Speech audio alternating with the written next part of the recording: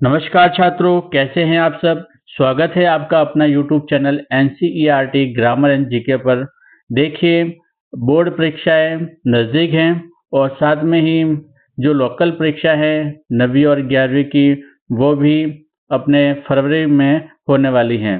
तो आप पढ़ाई में लग जाएं और अच्छे से अच्छी तैयारी करें ताकि आपके अच्छे से परसेंटेज बन सकें। तो इसी वीडियो में हम परीक्षा की तैयारी से संबंधित कुछ महत्वपूर्ण प्रश्न लाया हूँ व्याकरण से संबंधित। तो आप इन प्रश्नों को देखें और इन्हें हल करने की कोशिश करें कि आपके कितने सही हो रहे हैं और आपकी तैयारी किस प्रकार से चल रही है, इसकी भी आप अपनी परख करें। तो ये मैं 10 प्रश्न लाया हूँ और इसी प्रकार से 10 प्रश्न में मुझे जैसा टाइम मिलेगा मैं आपके लिए लेके आऊँगा अपने यूट्यूब चैनल पर। तो आप इन प्रश्नों को देखें, समझें और अपनी तैयारी को मजबूत करें। तो चले प्रश्न की ओर। पहला प्रश्न है महेंद्र इतस्मिन् पदे संधि अस्ति, यानी जो संधि है उसका नाम बताना आपको। महेंद्र में कौन सी संधि है? दीर्घ संधि है, गुण संधि है, वृद्धि संधि है या फिर अयादि संधि है। प्रश्न का उत्तर आपको देना है, आपको बताना है इसमें क्या होगा। कमेंट में आप जरूर बताएं कि आपके 10 में से कितने सही हुए। तो इसका उत्तर आपका होगा महेंद्र में गुण संधि। क्या होगा? गुण संधि। महा प्लस इंद्र संधि क्या होगी? महा प्लस इंद्र होगी। चलिए दूसरा प्रश्न देखते हैं। निस प्लस छल इतस्य संधि अस्ति, यानी निस प्लस छल से संधि शब्द क्या बनेगा? निश्छल, निश्छल, निश्छल, निश्छल। तो दूसरे में आपका कौन सा राइट होगा? प्रश्न को समझिए, ऑप्शन देखिए, सभी एक जैसे आपको लगते होंगे लेकिन उत्तर आपका क्या होगा वो देखना है। इसका उत्तर आपका होगा द होगा, निश्छल। तो आपका इसमें द उत्तर है। तीसरा प्रश्न है दिग्गज इतस्मिन् पदे संधि अस्ति, तो दिग्गज में कौन सी संधि होगी? व्यंजन संधि, गुण संधि, विसर्ग संधि या अयादि संधि। कौन सी संधि होगी इसमें? इसमें आपके संधि होगी व्यंजन संधि। व्यंजन संधि होगी इसमें दिक् प्लस गज। क्या हो जाएगा? दिक् प्लस गज। तो इसका संधि विच्छेद होता है दिक् प्लस गज और इसमें व्यंजन संधि होती है। चौथा प्रश्न है विसर्ग संधि अस्ति, यानी विसर्ग संधि का आपको उदाहरण बताना है इसमें। चौथे प्रश्न में विसर्ग संधि का उदाहरण बताना है। राजेश, नमस्ते, पवन या सदाचार। तो इसमें विसर्ग संधि कौन सी है? विसर्ग संधि वाला जो शब्द है वो आपका होगा ब नमस्ते। नमः प्लस ते, नमः प्लस ते, यानी ये आपका विसर्ग संधि होगा। नमः विसर्ग लग जाएगा यहाँ पर प्लस ते, तो ये आपका उत्तर होगा विसर्ग संधि का। और दूर से देख लेते हैं, ये जो राजेश हैं ये गुण संधि हैं। पवन, पव अब आ रहा है इसमें, ये अयादि संधि है। सत प्लस आचार सदाचार ये आपका व्यंजन संधि है। और ये जो ब आपका उत्तर होगा नमस्ते, ये विसर्ग संधि है। ये आप राजेश जैसे ये लिखा हुआ है कि गुण संधि के लिए मैंने आपको बताया था कि जब एक मात्रा ऐसे लगे, यानी ए की मात्रा और ओ की मात्रा, अगर ओ की मात्रा और ए की मात्रा जिसमें है तो वो आपका गुण संधि होगा। कौन सी संधि होगी? गुण संधि। और अगर उसमें आई की मात्रा और औ की मात्रा आपको दिखे तो आप उसमें बताओगे वृद्धि संधि। क्या बताओगे? वृद्धि संधि। तो इनका पहचान करने का ये तरीका है, तो ध्यान रखना आप। चलिए पांचवा प्रश्न चलते हैं। समास से संबंधित प्रश्न है ये, बहुत ही महत्वपूर्ण प्रश्न है और सरल प्रश्न है। राम लक्ष्मणो इतस्मिन् पदे समासः अस्ति। राम लक्ष्मण जो लिखा है राम लक्ष्मणो, इसमें समास कौन सा समास है? कर्मधारय समास, बहुव्रीहि समास, द्वंद्व समास, अव्ययी भाव समास। तो इसमें कौन सा समास होगा? सभी को आना चाहिए इसका उत्तर। इसका उत्तर आपका होगा स, द्वंद्व समास। क्या होगा? द्वंद्व समास। राम च लक्ष्मण च, समास विग्रह क्या हो जाएगा? रामः च लक्ष्मण च, यानी राम और लक्ष्मण।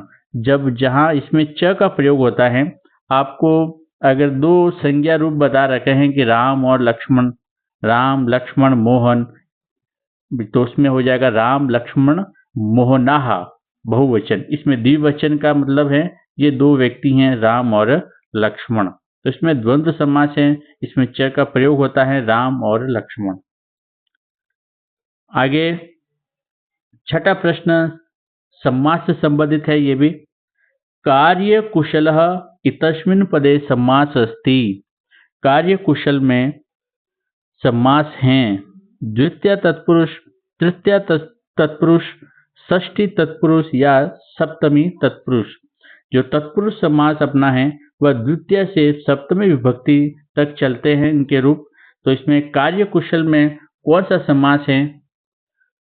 देखिए थोड़ा सा हिंदी में समझिए। कार्य कुशल यानी कार्य में कुशल, इसका हिंदी क्या होगा? कार्य में कुशल।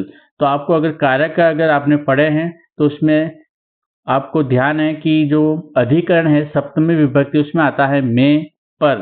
तो इसमें आपका होगा सप्तमी विभक्ति तत्पुरुष समास, सप्तमी तत्पुरुष समास कार्य कुशल। क्या हो जाएगा? कार्य कुशल यानी कार्य में कुशल। तो इसका उत्तर आपका होगा सप्तमी तत्पुरुष समास। सातवां प्रश्न है द्विगु समास से उदाहरणम अस्ति। द्विगु समास का उदाहरण कौन सा है? इसमें उपगंगम, त्रिभुवनम, प्रतिदिनम, दशाननः। तो द्विगु समास में आपका उत्तर होगा, आपका उत्तर इसमें बताइए क्या होगा? इसका उत्तर आपका होगा ब राइट होगा, त्रिभुवन। त्रियाणाम भुवनानाम समः, तीन भुवनों का समूह। तो ये आपको ध्यान रखना है कि जब आगे संख्यावाचक शब्द के आगे अगर संख्यावाचक आपको दिखे, अगर आपको किसी भी शब्द के आगे संख्यावाचक दिखे तो आपको क्या बताना है? द्विगु समास बताना है। उपगंगम अव्ययी भाव समास है। प्रतिदिन ये भी अव्ययी भाव समास है। अव्ययी भाव समास की पहचान है कि शब्द के आगे अगर आपको उपसर्ग दिखे या अव्यय दिखे तो आपको बताना है कि वह अव्ययी भाव समास है। दशानन 10 सिर वाला रावण, तो 10 सिर वाले जो रावण हैं तो उसमें आपको ये बहुव्रीहि समास होता है, यानी उसका कोई अन्य अर्थ निकलता है जिसकी हम पहचान करते हैं, उसका अन्य नाम निकलता है। जैसे दशानन यानी 10 सिर वाला कौन है? रावण है। तो ये आपका बहुव्रीहि समास होता है। तो इसका उत्तर आपका ब राइट है, त्रिभुवन। क्या होगा? त्रिभुवन आपका द्विगु समास का उदाहरण है। आठवां प्रश्न देखते हैं, ये उपसर्ग से संबंधित है। अधोलिखितेषु उपसर्ग अस्ति। उपसर्ग कौन सा है? 22 उपसर्ग होते हैं, मैंने कक्षा में पढ़ाए हैं और मैंने पिछले वीडियो में भी शायद आपको इसमें बता रखा है 22 उपसर्ग का। तो उसमें 22 उपसर्ग में से इन चार में से कौन सा उपसर्ग है? यत्र, तत्र, यदा या प्र। सभी को आना चाहिए ये। उदाहरण उपसर्ग का कौन सा है? इसमें उत्तर आपका राइट होगा द प्र उपसर्ग। कौन सा उपसर्ग होगा? प्र, यानी इसमें प्र उपसर्ग हैं। बाकी ये जो तीन हैं यत्र, तत्र, यदा, ये आपके अव्यय शब्द हैं। क्या हैं? अव्यय शब्द हैं। तो आपका उत्तर इसमें द होगा। बाकी तीनों अव्यय शब्द हैं और प्र आपका उपसर्ग शब्द हैं, सॉरी शब्दांश हैं। उपसर्ग शब्दांश होते हैं। नवा प्रश्न है अधिकारः, अधिकारः इतस्मिन् पदे उपसर्ग अस्ति। अधिकार शब्द में उपसर्ग हैं। कौन सा उपसर्ग है अधिकार में? क्या अपि है, अति है, अधि है या अभि हैं? सिंपल सा प्रश्न है। उपसर्ग कहाँ लगते हैं? शब्द धातु के आगे लगते हैं, तो यहाँ पर कार के आगे लगा हुआ है अधि, तो आपका उत्तर होगा अधि। तो अधि इसमें उपसर्ग सही है। अंतिम प्रश्न आज के इस वीडियो का, और बहुत ही अच्छा प्रश्न है। कुछ बच्चे कंफ्यूज हो जाते हैं ऐसे प्रश्न में, तो आप देख लेना इसको सही तरीके से। देखो प्रश्न है द्रक्ष्यति इतस्मिन् पदे धातु अस्ति, यानी धातु बताना है। द्रक्ष्यति में कौन सी धातु है? द्रक्ष धातु है, दा धातु है, रक्ष धातु है, या फिर दृश्य धातु है? तो इसका उत्तर आपका क्या होगा? इसका उत्तर आपका होगा ब, दृश्य धातु। क्या होगा? दृश्य धातु। तो द्रक्ष्यति में आपका दृश्य धातु होता है, और दृश्य धातु को वर्तमान काल में इस प्रकार से रूप बनते हैं पश्यति, पश्यत, पश्यन्ति। तो कुछ बच्चों को ऐसे बोला जाता है कि पश्यति में कौन सी धातु है, तो वो पश्य धातु बताते हैं, लेकिन धातु कौन सी है? दृश्य धातु होती हैं। तो ये द्रक्ष्यति आपका लिट लकार का रूप है, भविष्यकाल का रूप है। इसमें द्रक्ष्यति इस प्रकार से रूप चलते हैं, तो इसमें धातु आपको बताना था दृश्य धातु। तो आज हमने इस वीडियो में 10 प्रश्न पढ़े हैं, और इन 10 प्रश्नों को आप आराम से 1-2 बार देखें, क्योंकि परीक्षा में महत्वपूर्ण प्रश्न इसी प्रकार से पूछे जाते हैं। यही प्रश्न बार बार रिपीट भी होते हैं, तो आप इन प्रश्नों को बार बार देखें, और मुझे इन प्रश्नों का उत्तर बताना है कि आप लोगों ने कितने सही किए। तो आज के लिए बस इतना ही। जय हिंद, जय भारत।